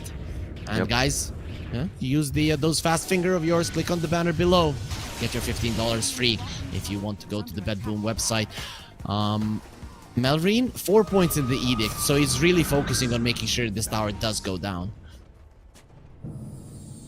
As an Arcane Rune now as well. Probably your favorite rune as a Leshrac. Yeah, definitely Solo. It's not his favorite place to be next to the Leshrac. He has already felt the pain from Malrine once, but his 4 tower Dream Protector, he will protect nothing. You cannot protect the tower. You can't even protect yourself. And Antares, like a great Rubik player, he finishes off the kill there with the Fate. He's already level 6. That's really fast. So what's your favorite spell to steal here as a Rubik? Split Earth? That would definitely be a nice one. If you can get the Roar, I think that's really nice as well. That to me is a one-time thing, you know, just to constantly have a spell, I'd say Split Earth, because it helps you farm as well as a setup for kills, you know. And of course it's lower cooldown. But in a fight, if you see a Roar and you steal it, that's probably that and the Overgrowth are the best ones. Oh, Kiritich. Be careful. Oh, that's nice. Miero is gonna be giving his soul to Kiritich, so Terrorblade says, just let me in, but give it to me back. Now I'm gonna drain your spirit. He's gonna be popping the meta. Kiritich, you better run because you're gonna be zapped. Do that. Antares comes over. He has stolen the Pulse Nova, and now the Leech Seed as well. Kiritich does not have a game. He is not playing Dota. He just comes and dies every single time. And Rubik is still on his till in terms of net worth. Oh man. Did he finish off his Midas? I don't think he did. Okay, so let's go a little bit. You know, there's this guy in the European pubs, 2B, the savior of meta. So he used to play like a support troll. Let's just watch if Miero can live through this one. Yeah, probably not. So do you think 2B would have any kind of advice for Kiritich in this game, because he is turning into a support in terms of net worth?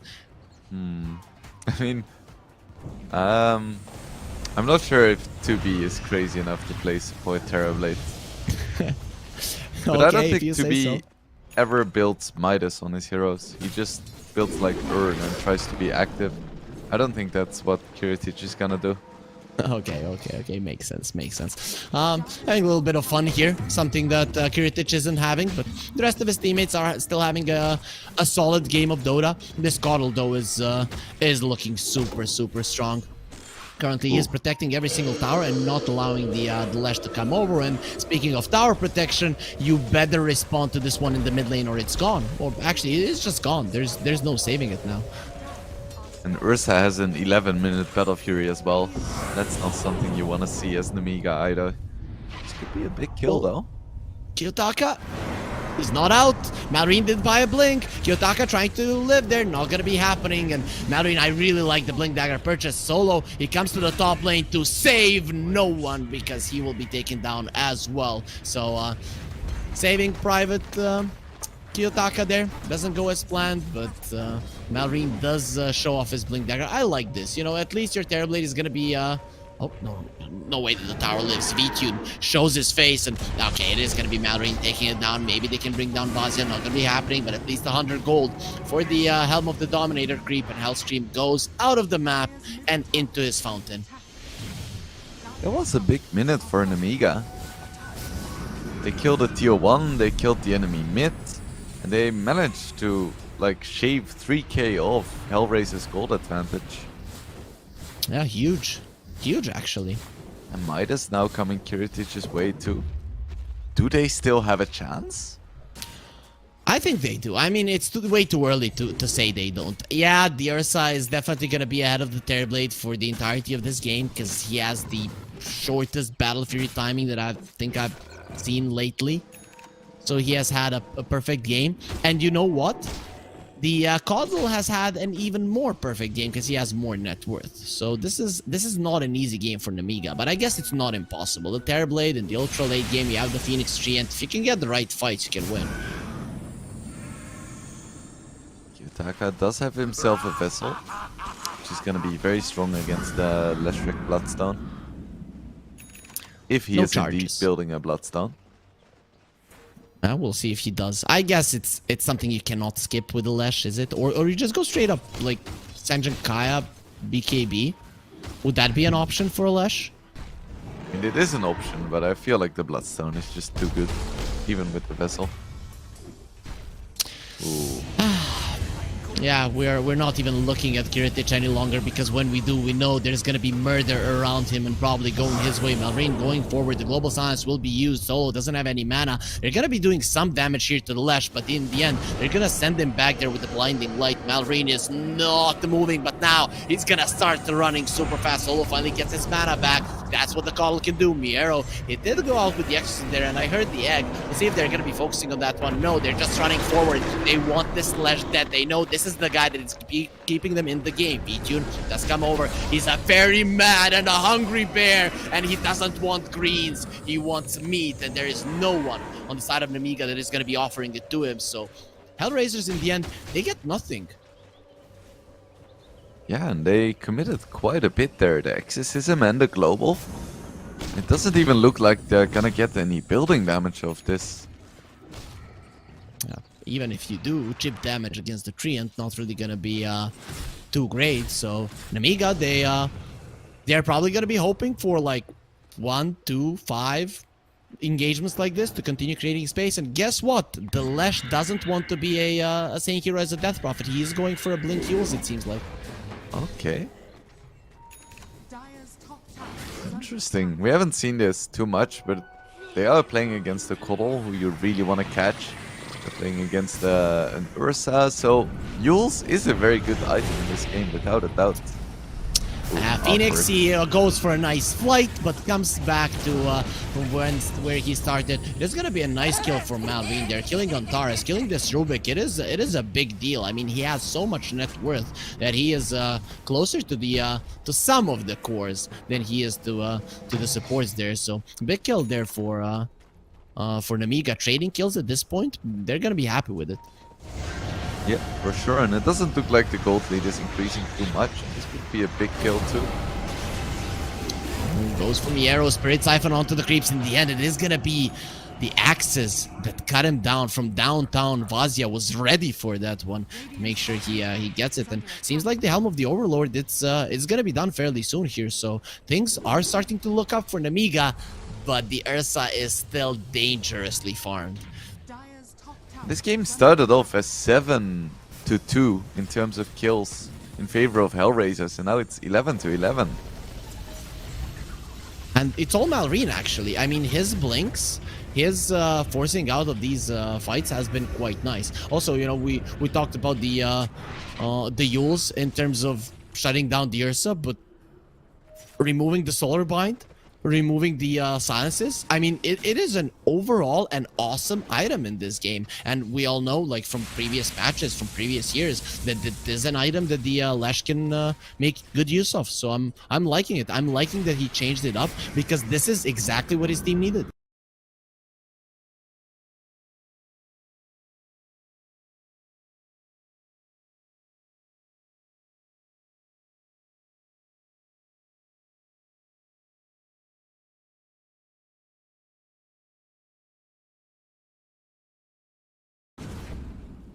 Yeah. He's still going for Bloodstone though. Maybe I would have preferred seeing a BKB now. That's fine. I mean, it's still an overwhelmingly strong item on the Lesh. Kiyotaka, blinding light used.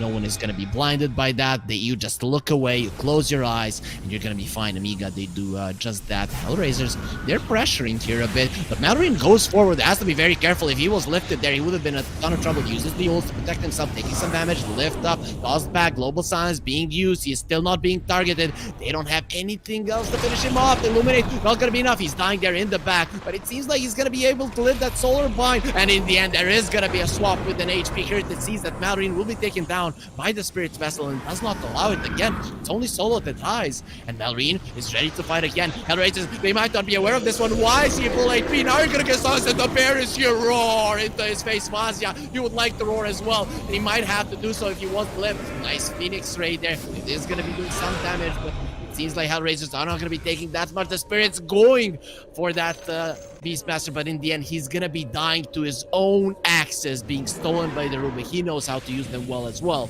And Hellraiser straight into the pit with the Chakra Magic. This Roche takes Roche. This Ursa takes Roche easily. This is gonna be very fast. A nice timing by V-Tune. He has his BKB and he's like, alright, I'm ready to fight, let's go. He doesn't even end up needing it. We'll get the Aegis just in time here, and immediately 5x odds in favor of Hellraisers. It's just this game after that fight has become increasingly difficult. Finally, Hellraisers will break the game. Kill on top is still alive. So are the tier 2s. So it's gonna take a while before Hellraisers can breach the base, but they're going to be able to take a lot of map control with this Aegis. So Kiritich isn't going to be going for a Manta. I like this. I think BKB is necessary because Hellraisers are coming your way very early on. Yes, they don't have good push.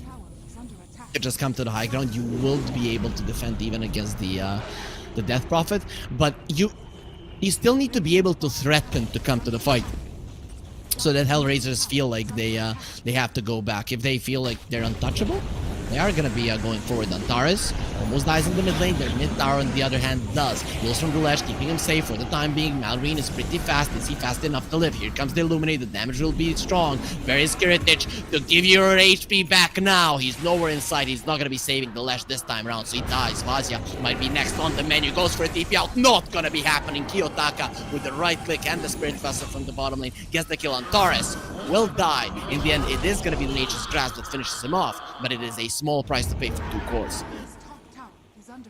Yeah, very nice kills, and Lesh with his Blink Yules got a few kills, but he's feeling very vulnerable now. It does feel that way. If he doesn't have the Yules to remove some of the spells going towards him, he dies, and Nemiga just don't have the burst damage to kill Hellraisers first.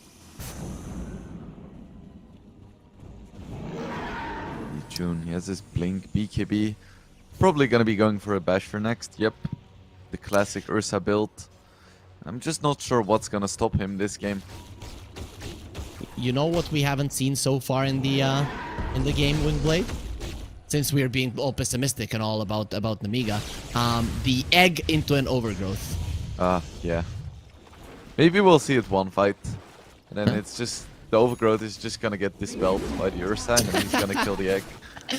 I was kind of hoping you were gonna say no, let's go a little bit with the optimism, you know. You still might use it. The Phoenix is level 12, he has level 2 egg, you might be able to survive. No, Blade says no, we are gonna see it, and it's gonna get taken down by the Ursa.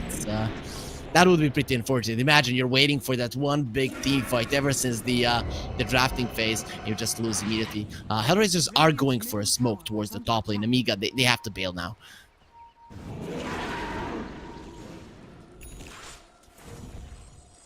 Ooh. This is dangerous. The smoke will get broken. Global Silence immediately. Let's kill the dragon. That's it. 250 gold. These Nemiga heroes, they're not worth that much. Now, when there's no Global Silence, VTune is going to get roared and yuled up into the air. So the status resistance isn't going to be helping you much. They have the force to get him out. Piero is standing his ground. And there's the egg. Hellraisers. Mighty Tyrannorsa goes in and destroys the egg. But he's going to be losing the Aegis for it. It's getting low. He doesn't have anything to remove the signs. He's dead. Fighting before he gets the BKB. And now Kiyotaka, his horse, is going to get whipped, making it even faster. And he wants to go for more. Miero will be haunting the base of the enemy's marine. He does have to use this Ursa. Really doesn't like the strong winds that are blowing from the side of Nemiga today. Mazia will be fine. He gets himself to the fountain, and Hellraisers are not going to be chasing any further. Beautiful force step from Kiyotaka. Gets out of the base just in time. Hellraisers almost diving fountain, even though they haven't killed the tier 2s mid and top yet. Still, even a tier 1 top. They're like, yeah, let's get those kills. This is just showing we can waltz in your base anytime we want, and there is nothing you can do about it. This is gonna be a big psychological shock, some emotional damage into the heads of Nemiga as well after that fight. And Hellraisers, now they're even more ahead of their enemies. And look at the difference between the Ursa and the Terrorblade. This is a Terrorblade with the Midas, mind you, and he is still struggling in terms of net worth. Yeah, it's painful. He's getting that passive Midas income, but he can't really leave the base and farm the map that easily. He's fighting a few creeps here and there, but he can't really do annoying Terrorblade things.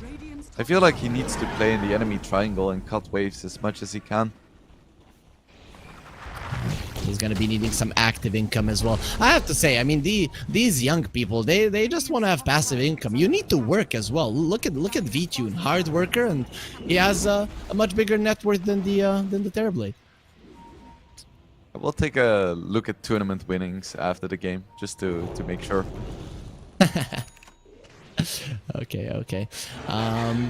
Anyways, though, Hellraisers, they are still in the lead, still in control. They're gonna have the double shard now, one on the Rubik, one on the Death Prophet. The fear is gonna be a big thing, and not only a psychological thing, but a real thing that you're gonna have to be afraid of. And so bad, he's very much afraid of his life going into the trees. Let's see if they can protect him. The blinding light pushes him out. Kiyotaka going forward. The Illuminate is not gonna be connecting. So bad is fine. I think that may have been the Hex reveal from Kiyotaka. He didn't use it in the previous fight, so I'm gonna assume so. What now? What now when you have to deal with the Hex as well? How do you save a hero that is being lifted up and then hexed up after that one? I don't know, I feel like you would want to buy a Lotus Orb on some hero, but Beast really needs his BKB. Terrorblade doesn't want to build Lotus. Lesh doesn't want to build Lotus. It's just really awkward. Phoenix, he bought a Yules instead of a Lotus. I mean, I'm fine with the Yules, but that's just it. You are 10k gold behind. If this game was even, maybe you would have it on someone. And Malrine, after the Blink and the Yules, he has been struggling so much with the Bloodstone. The Global Silence will get used. Phoenix removes it. He can go for the egg if he wants to, and he will do it. And it seems like he will be hatching all nice and healthy out of that one because there was no Ursa to get it. The Roar will be going onto the Death Prophet, but you cannot go into that one. The Ursa coming from the side. Kiyotaka dropping low. You do get it down, but the Ursa with the bash comes in. Malrine is gone. Now, what are you gonna do without your main damage dealer? What are you gonna do without Jack? Look at how afraid they are of Miero, who is taking absolutely no damage from Kiritish. He's trying to fight his BKB, but nobody cares. He's just not a factor for VTune. He is not a factor even for these supports. Antares again zaps him, and VTune is just there to take him down. Yeah, this Terrorblade, even with the BKB, is just doing nothing in these fights. He's now magic immune, but now he doesn't deal any damage. So New he's problem. still gonna get ignored and then taken down at some point. They did get a nice kill on the Coddle, but it just shows if you don't kill the Ursa, the Coddle kills you. If you don't kill the Coddle, the Ursa kills you. I mean, either way, the Ursa kills you. It's just the thing is, do you kill the Coddle in the process? I think Coddle now is probably going to be going for a BKB, Rubik, Force Staff to the side. He actually misses the stun, but Antares, he's going to get saved. He lifts himself, tosses himself towards his captain, and the captain, he has another Force Staff to save his buddy. That is just some nice teamwork from Hellraisers. Yeah, they have so many first saves now on Hellraisers. They have 2 on the supports, and Rubik gets an extra one with his shard, which is directional as well. Well done, my beauties. Betune another has hit the freebie. Phoenix. He has hit him like 6 times. He didn't get the bash, and still gets the kill. No sweat at all. Now Miero almost has a Lincoln Sphere against Aurora. It's not looking good for Nemiga, but they are still fighting. They're still in the game. 11k gold lead. We have seen comebacks from even more deficit, and you do have this Terrorblade. You do have this Terrorblade. You do have the chance. But do Nemiga have what it takes here, Wingblade? Do you think they have what it takes to win this game? I doubt it. I feel like every single fight, it just shows that they don't have the tools to deal with this Ursa, and don't have the tools to deal with this Coddle. At least not at the same time. Again, Ursa is just gonna be refreshing his overpower stacks. This poor Roche doesn't know what hit him. The Ursa already a big nuisance to him, and that's gonna be a shard. That's the timing that Hellraisers were waiting for. The Ursa looks unstoppable, untouchable, way too strong. And he's actually going for a Silver Edge, which I think is interesting, because there aren't that many interesting passives to break. Ooh. Yeah, there's only the Heritage. inner beast. Oh, Kiyotaka searching. Did he spot so bad there? Yes, he did. Hello, so bad. Hello, Terrorblade. I have found them, guys. They are here. Let's get him. The Ursa is coming over, and he does have the bash. He might have another one. Yes, I will trade my souls with you, and I will still bring you down. VTune, he had something that he wanted inside of himself to kill, and he didn't go with the Charlie Sheen approach. He went with allowing him to take his soul and then kill it himself so bad. You're next. VTune is hunting until you die. What a find by Kiyotaka. He knew they were there, and he was never gonna let it go. Global Science being used. This Phoenix is gonna get feared as well, and he's looking very much dead. It's gonna be Hunter as gets the kill with the stolen Lightning Storm, and Mallory just running towards his base. Heroes dying left and right, all of them on the Nemiga side. Please stop, Hellraisers. They're already dead. Radiant's middle tower is under attack. They Egg are is still up. already dead. Maybe they can go for an overgrowth play once it's off They cooldown still again. need the Phoenix. Just 10 more seconds. Do Hellraisers stay here though? I think they can. They have 3 minutes left in the Aegis. With the Greaves Start off with the sustaining stun. them. There is gonna be a Hex Flash. He still does the damage, but not for long if he gets taken down. Doesn't have a buyback, but still they have the egg. Don't have the overgrowth though. So even if they would use it, who is gonna protect the egg from VTune? He's running forward. Yeah, you won't even be allowed to engage. VTune way too aggressive.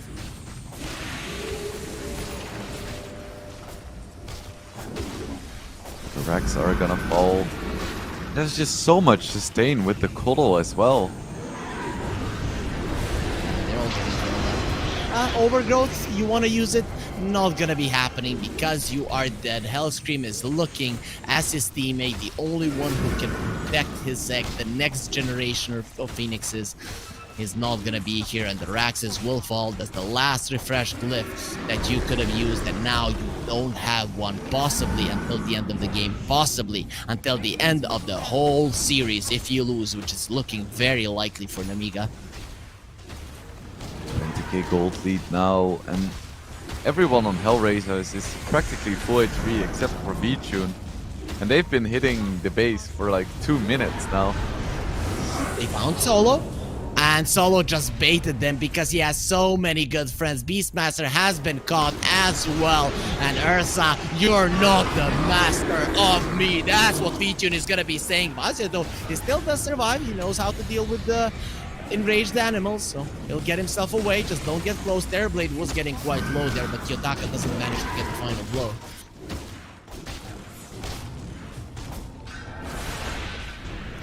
Poor Phoenix. From a bird to a pig into the air, and the GG has been called. Deck will get destroyed, but it doesn't matter. Game is over. Hellraisers have won, and with 3 wins and only 1 loss, they are very likely, if not guaranteed, to go into the next stage of the tournament, which is going to be the playoffs. It kind of feels like a repeat of game 1. But for the first few minutes, it looks okay, and Nemiga are making some cool plays, and then at some point, the Hellraisers carry V-Tune comes online, and then everything just falls apart. It does look that way. Nemiga with the 2 losses probably are going to be eliminated. They have 2 more games, but Alliance, they're 2-0 already, so they just need to win 1. And considering how Nemiga have been looking, they have a match against Into the Breach. Okay, maybe they can win against them. Into the Breach not looking the greatest, but against Alliance, it is going to be tough. Looking at the stats here, the damage done from the Terrorblade, just underwhelming. He did almost... The Treant almost did as much damage as the Terrorblade. That is just sad for Kiritich in this game. Yeah, it feels really bad. If you play Terrorblade and you get destroyed in lane and then also don't have space to farm the jungle, it's one of the worst feeling heroes in the game. And I have to agree with this MVP. Kiyotaka played out of his mind.